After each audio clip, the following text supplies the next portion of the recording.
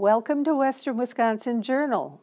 I'm Bobbi Pominville, and I'm your coordinator for the arts. And I have a lot of different kind of art to show you today, but one of my favorite places in this town is the historic Octagon House. So I have invited the director over to talk, and she's brought lots of great things to show you, and we're going to talk about what's going on, some new things.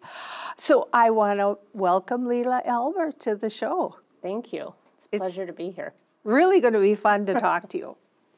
And so anyway, first I wanted to know, how did you end up as the director of the Octagon House?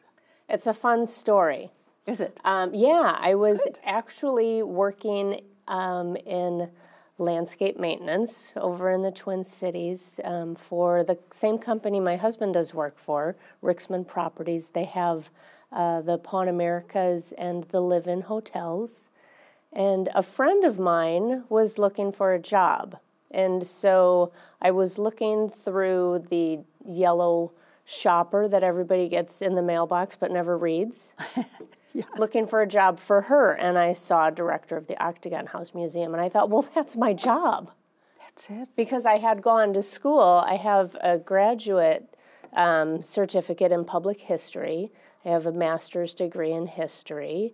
And my specialty area was Spanish conquest, Mexican-American history, and ancient indigenous history from the United States down through Mexico. So not a lot of history jobs in the upper Midwest in my area, other than public history.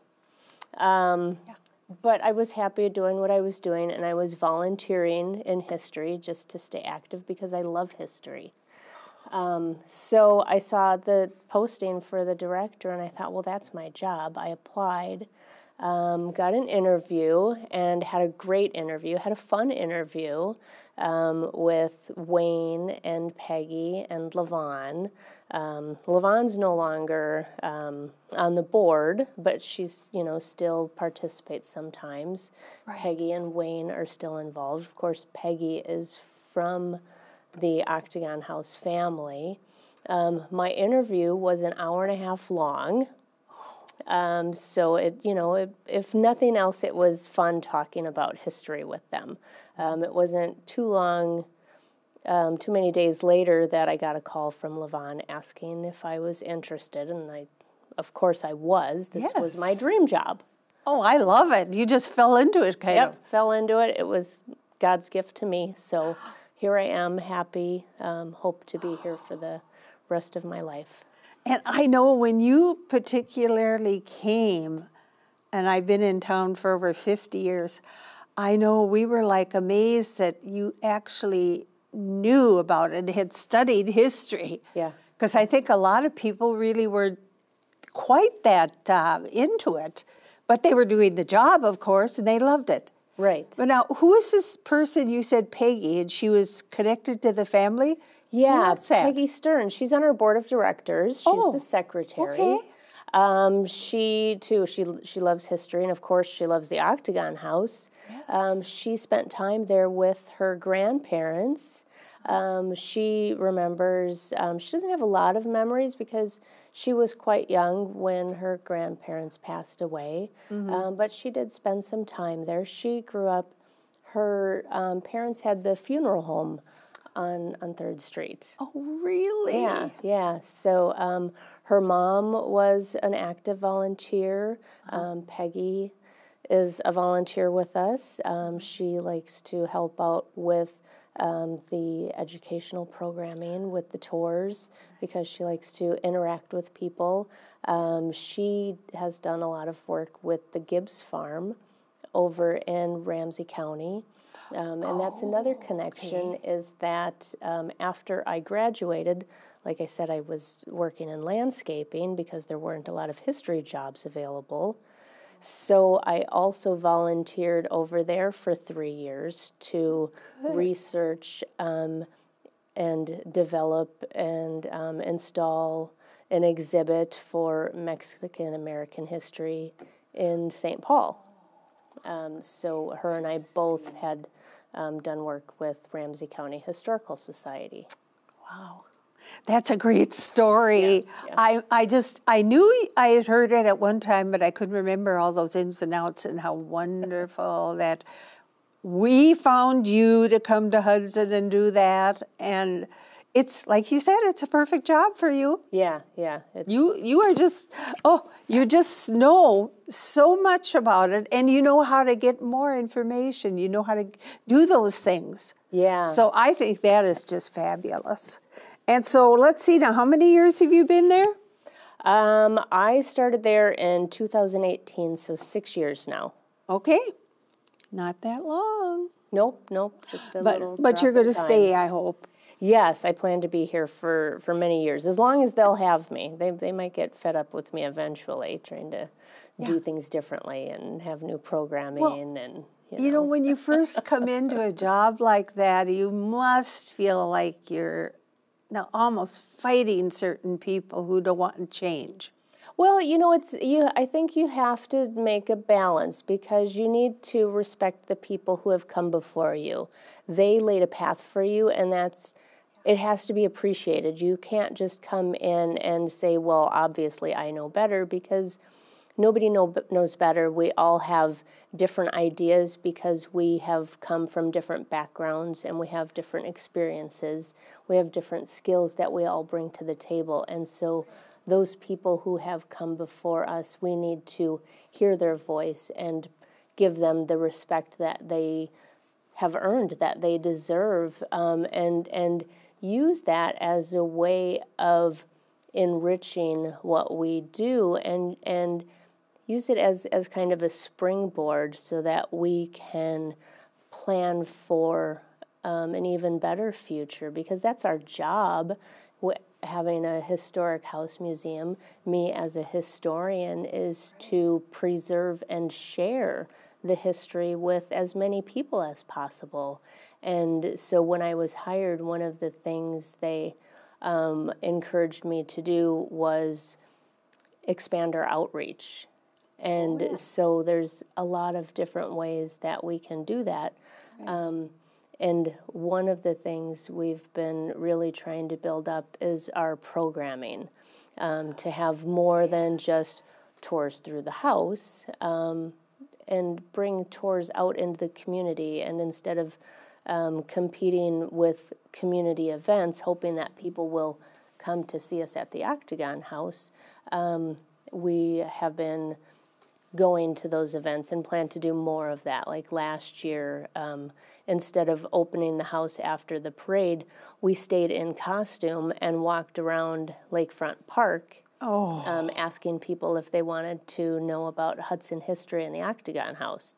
So, this year again, after the parade, we'll all be in our 1860s costumes, or whatever historic costume we'll decide to put on, and, kind of just chase after people down at Lakefront Park, and maybe we'll have a little corn dog in hand, and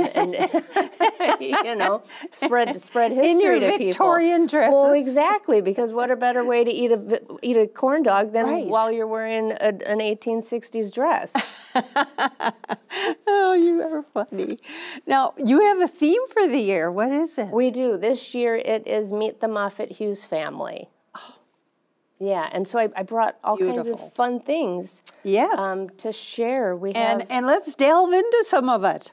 Yeah. Shall we? Yeah. Because I do want to hear about it. I have total interest. And from that house that was built in 1855? Yep, 1855. I mean, that is just precious to me. And it's still there, and I know it's taken a little bit of repairs.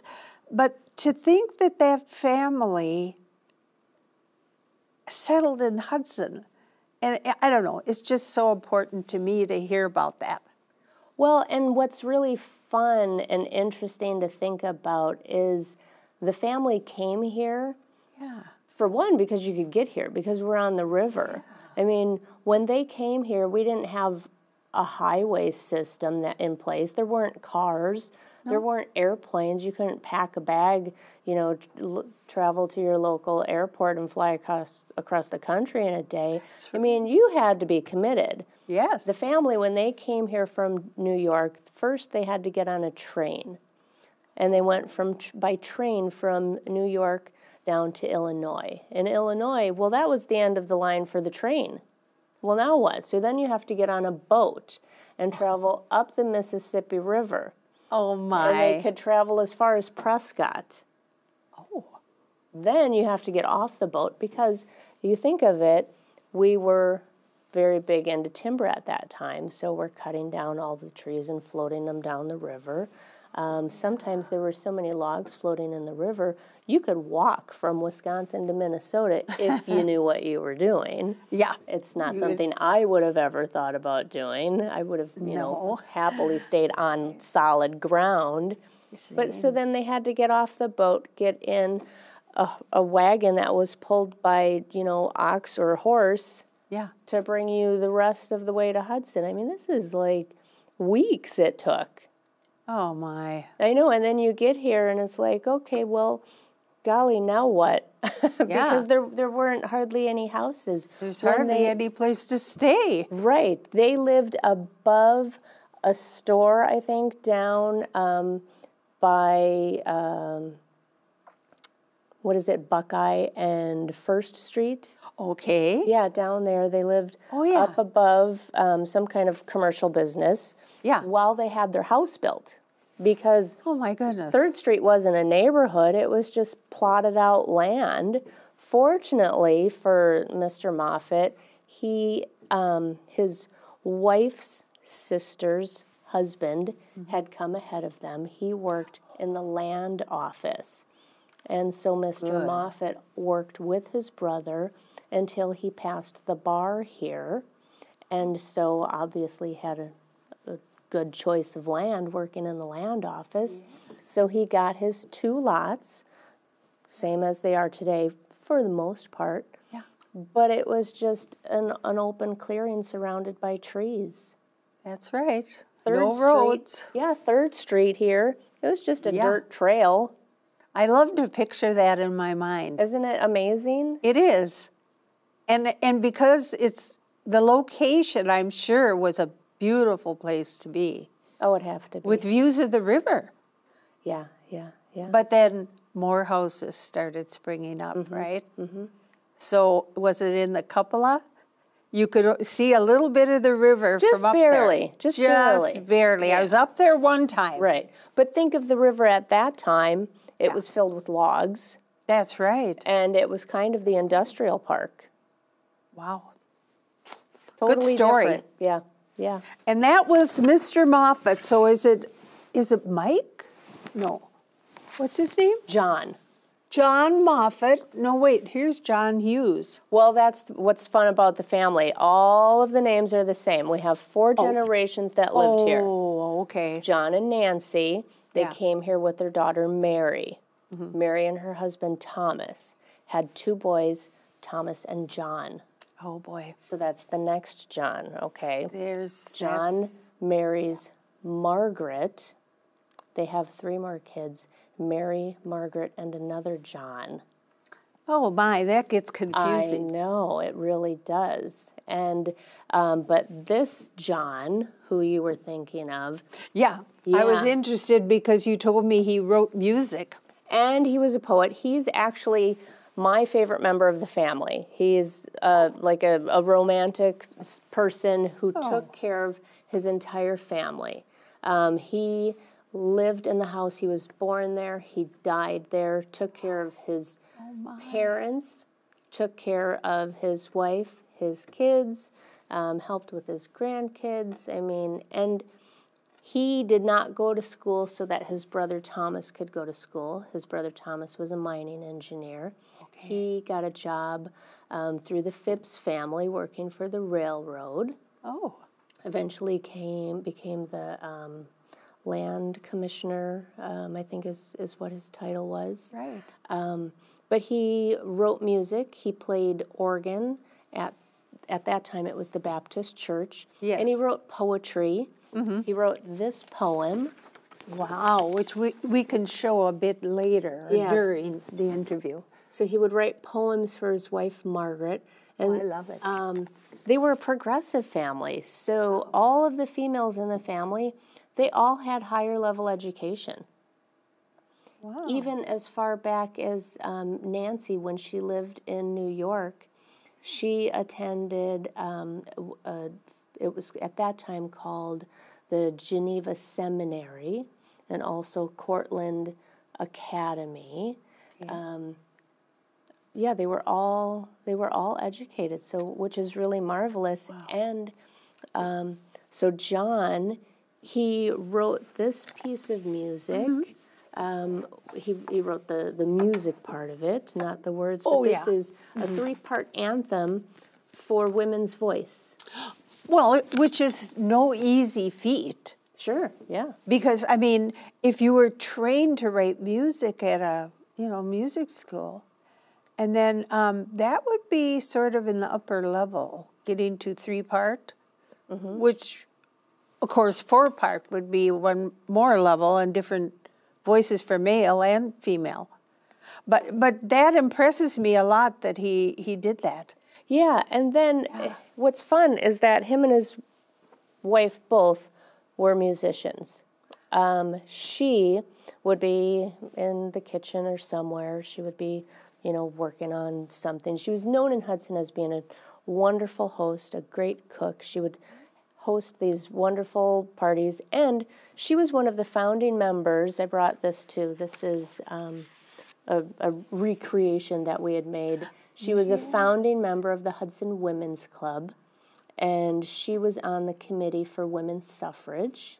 We have her record that she did vote, and so they would, her and her husband, they would practice music together. He would be composing music in the parlor on the piano. He would be doing things, and she would be listening from another room. And if something wasn't just right, and Peggy shares this with me, she shares stories from the house, and it's such a treasure that she's involved in the organization. That is wonderful that you have her. I know, and she shares that her grandmother then would say, "John, that's not quite right, dear," and so then he would make adjustments because they were both musicians. Oh, interesting. Now, because I've been in the women's club since I retired from teaching. Okay. And I'm close to almost getting to my honorary membership, which is 25 years. Close, not quite there. But because I have noticed some of the historical things which we store at the Phipps now. Oh, okay. Yeah. We have our own cabinet there. But that was interesting to me too. You're really touching on things that I find so interesting, and I know the audience will too. So now, let me see. They were such a progressive family. Was there something to do with a violin? Did anybody play a violin too? Well, we have a hand-carved violin case in the Octagon House. It was carved by an Italian man from North Hudson from the 1800s. I don't know the exact year. Okay. And that's something really great about the Octagon House, too, that I share with people, because we're asked often, is everything in the house original to the family? Well, no, it's not. But what is really great about that is we have an opportunity. The Historical Society, I mentioned the people who were here before me, what a great job they did. Because the house needed to be furnished, we were able to reach out to residents from around Hudson and around the county. And so there is a full history of Hudson within the Octagon House, in the furnishings, in all of the items that are on display.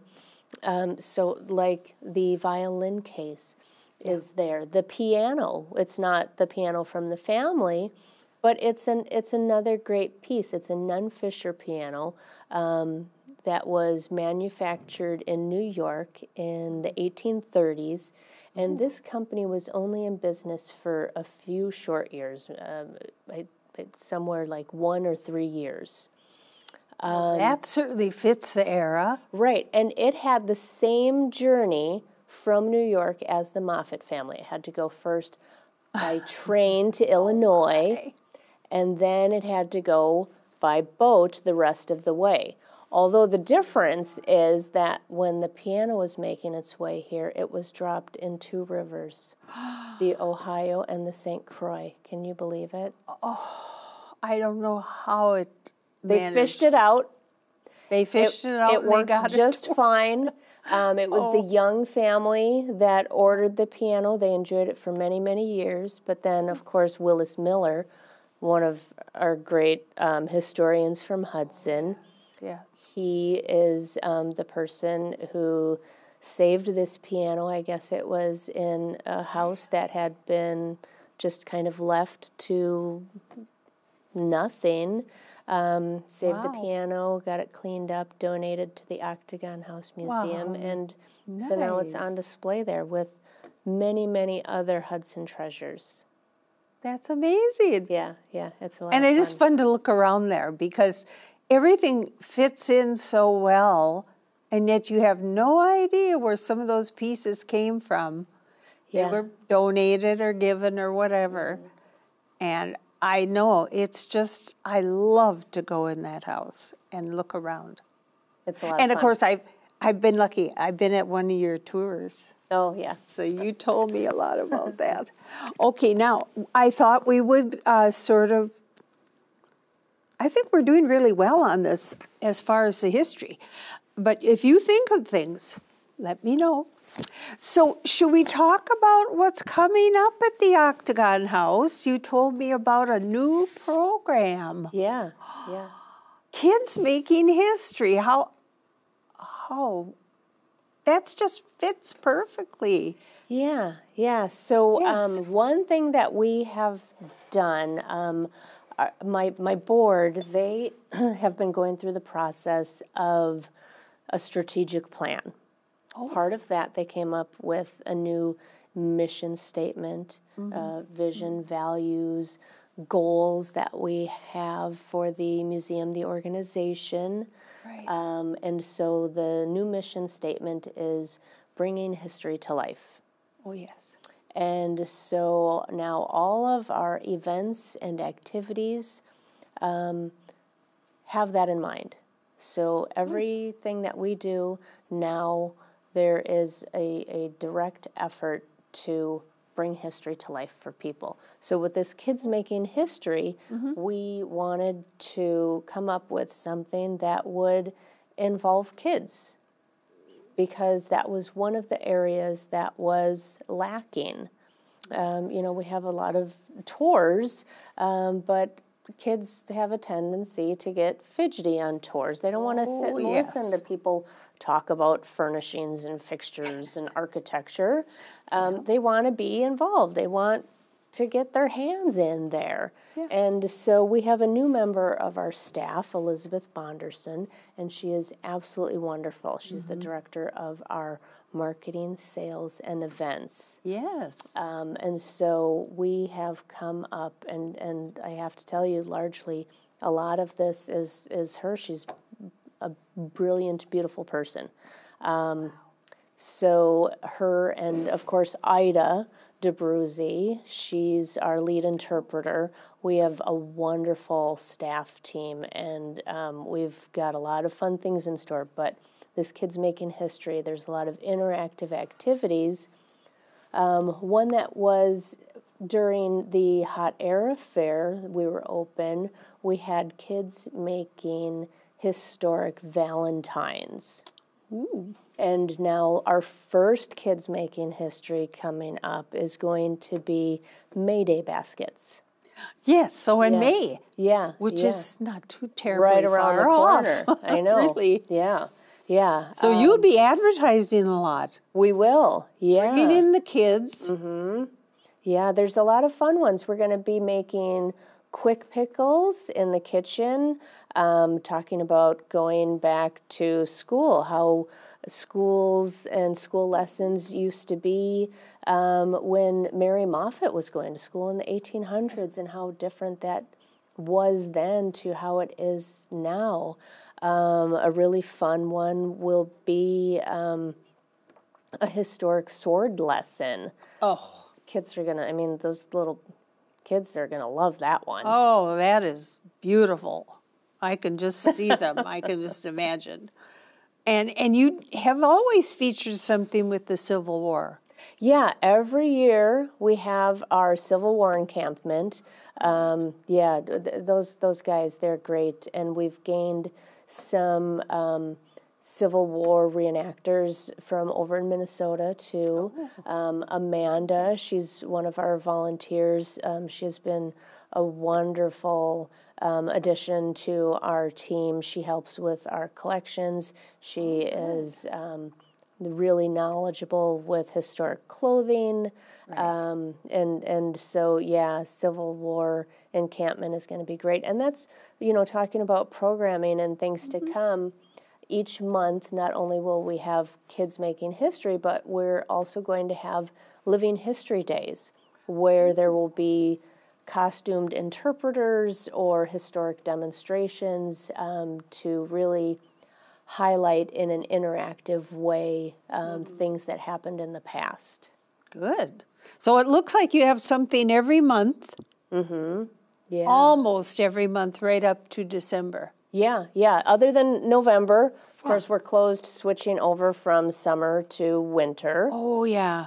So the only time we're open in November is for Hudson's Christmas tour of homes, of course. But yeah, each month there will be a history chat, and those will mostly focus on the family this year to coincide with our theme. Right. We'll have guided walking tours, some of them around town. We have our pub crawl. There's a new one up at Berkmos Park to learn about the park and about the mounds that are there. Right. There will be some at the Octagon House, talking about how the property changed from a self-sustaining farmstead with kitchen gardens to a historic house museum with flower gardens. Yes.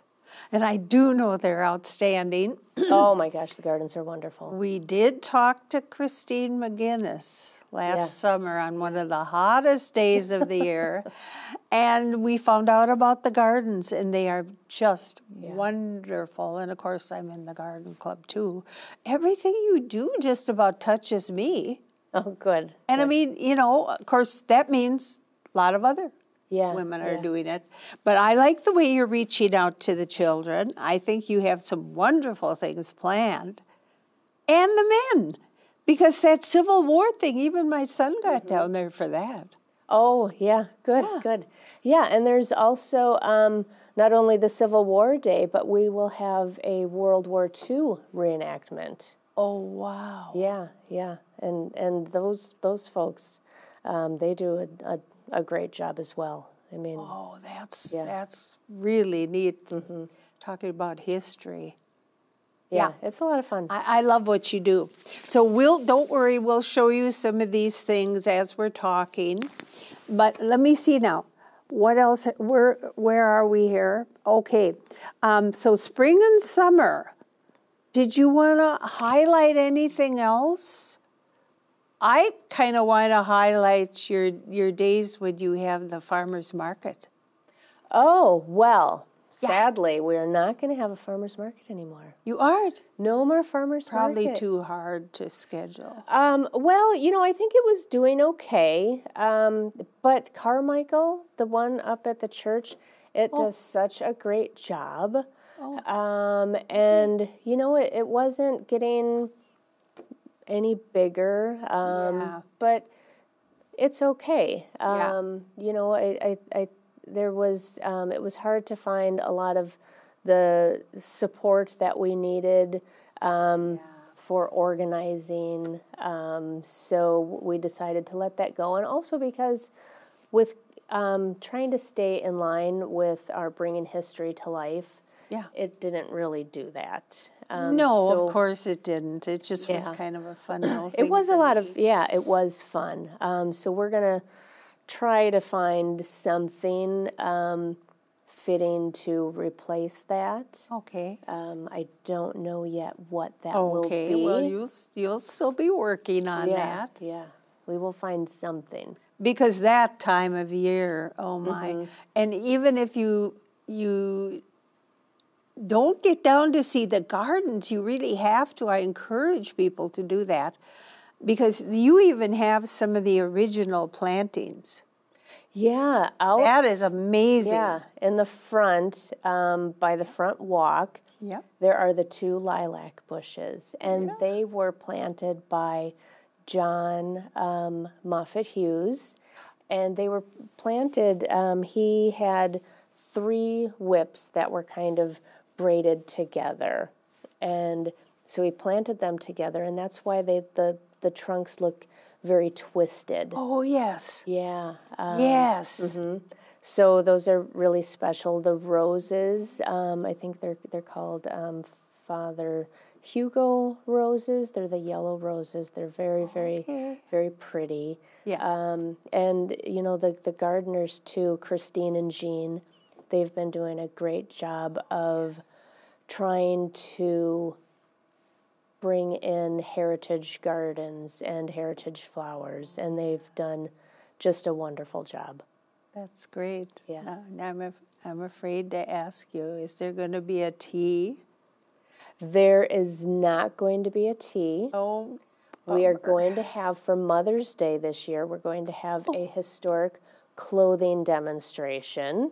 Oh. Yeah, if people, I don't think, maybe don't realize, of course some of us do, all of the different layers of clothing that ladies used to have to wear.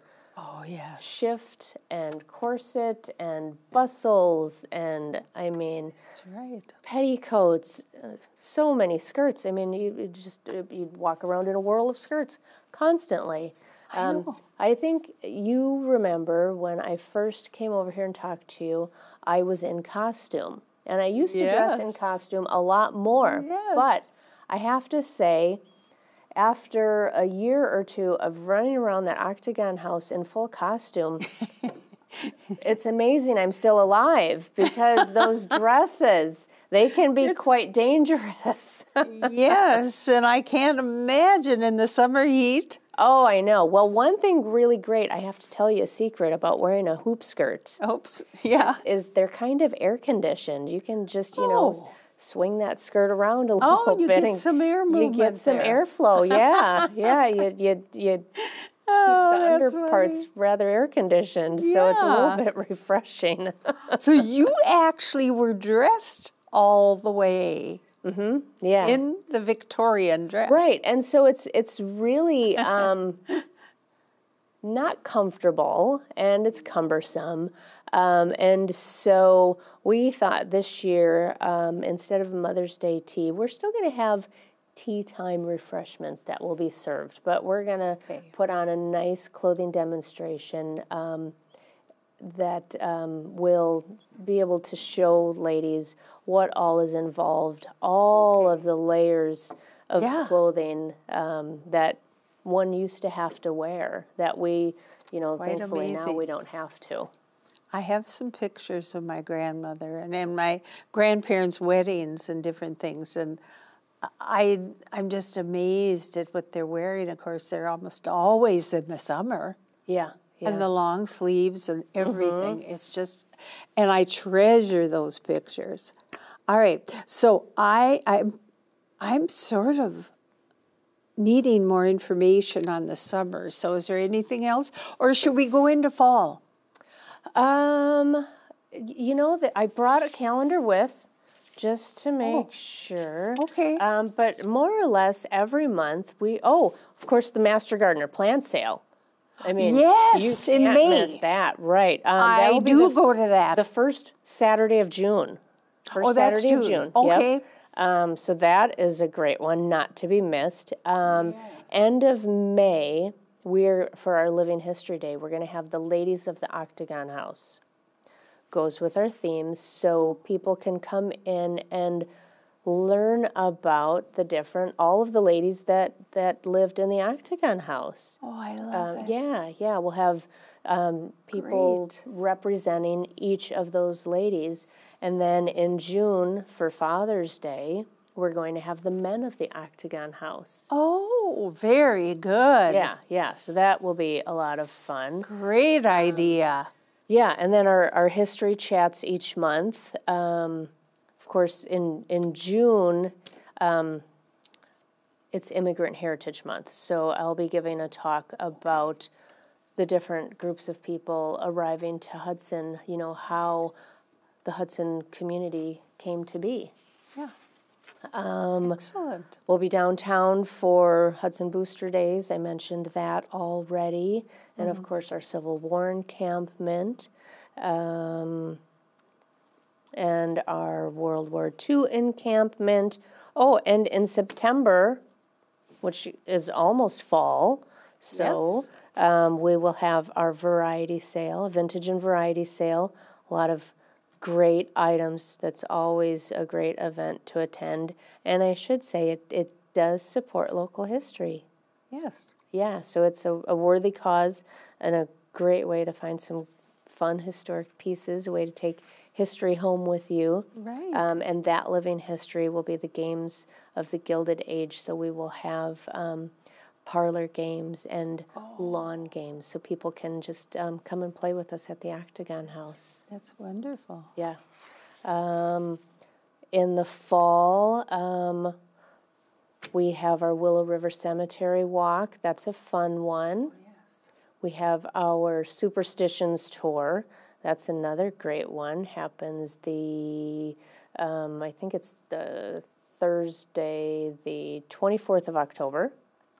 And then the last weekend that we are open in October, we will have our living history will be about death customs. So a bit macabre, but kind of fun as well. Yeah. Yeah. I can totally. A lot of people like that. They I'm sure do. It'll be popular. Yeah. And then you decorate for Christmas. Yep, and then we will be ready for Christmas. It'll be a Moffett family Christmas. That's still in the works, so I don't have a lot of details. But it will be. Well, that's understandable because we're talking in March. So. Right. Well, now quickly we have to wrap up. But what about the St. Croix Historical Society? And there is a way to become a member. And are you advertising that at all? Or? Yeah, and one thing to know is that St. Croix County Historical Society has now become kind of a parent organization. It's changed. For all of the historic sites and societies and history rooms all around St. Croix County. So there is a website. Yes. It's online, and it's kind of a one-stop shop for local history. You can gain access to, be directed to New Richmond Heritage Center or the Glenwood City Museum or the Roberts History Room in the Hazel Mackin Library or the Octagon House Museum. And then, of course, if you would like to support local Hudson history, it is now the Hudson Area History Connection. That's right. And you can become a member, and it's super easy. You can visit us at the Octagon House Museum. Right. Or you can go to hudsonoctagonhouse.org and find your way there. Oh, yeah. You have a wonderful website, by the way. Oh, good. Thank you. Yes, I have been going through that. And you always need volunteers. We always need volunteers, and we have a call out currently. We're looking for interpreters. We are looking for maintenance help. We're looking for a volunteer marketing associate. So there's a lot of fun ways to be involved. Yes. Yeah. And I can see where a lot of people listening could be interested in this type of thing. Yeah. Oh, and We we have a board opening too, so people want to really help guide local histories, you know, there's an opportunity there. Well, good. Yeah, yeah. Well, we have to end it today, but in the near future, we'll have to have you on again. And we thank you so much for all you brought today and how much you taught us about the history of the Octagon House and even other things. You're really covering the whole area, kind of. So, Leila, thank you so much for coming. I've enjoyed talking to you. Oh, it's been fun. And I hope our audience has enjoyed the visit and possibly get involved or come to some of the things that are happening here in Hudson. Thank you for watching.